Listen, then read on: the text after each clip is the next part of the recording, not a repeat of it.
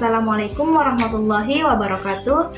Yang terhormat Pak Maisal Ali selaku dosen pengampu mata kuliah Fisika Kesehatan dan Biokimia dalam Praktik Kebidanan.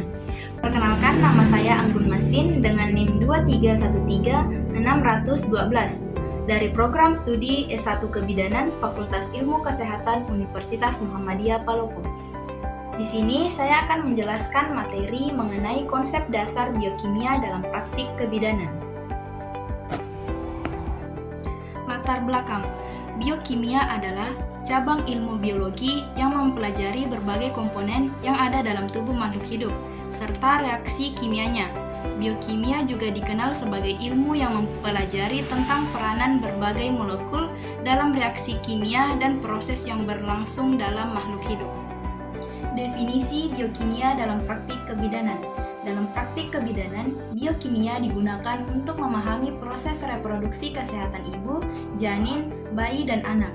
Biokimia berperan penting dalam memahami aspek kimia dan biokimia yang berpengaruh dalam proses reproduksi, seperti aspek kimia dalam tubuh manusia, enzim dan koenzim, serta aspek biokimia yang berpengaruh dalam proses reproduksi.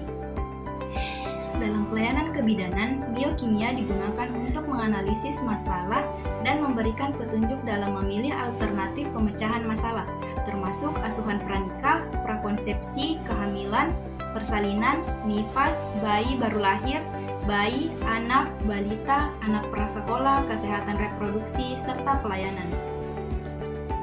Peranan biokimia dalam praktik kebidanan.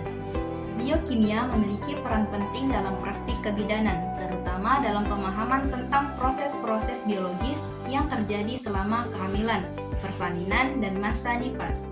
Ini meliputi pemahaman tentang metabolisme gula darah ibu dan janin, sintesis hormon-hormon reproduksi seperti estrogen dan progesteron, serta peran nutrisi dalam pertumbuhan dan perkembangan janin.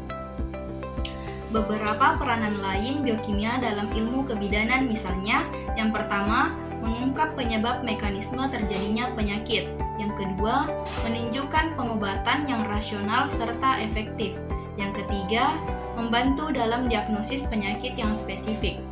Yang keempat, sebagai pemeriksaan screening untuk diagnosis penyakit-penyakit tertentu.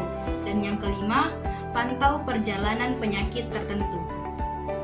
Konsep biokimia yang penting dalam praktik kebidanan.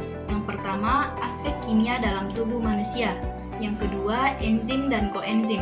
Yang ketiga, biokimia hormon. Yang keempat, biokimia urin.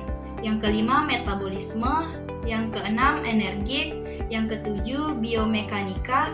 Yang kedelapan, termodinamika. Yang kesembilan, isolasi dan karakteristik biomolekul.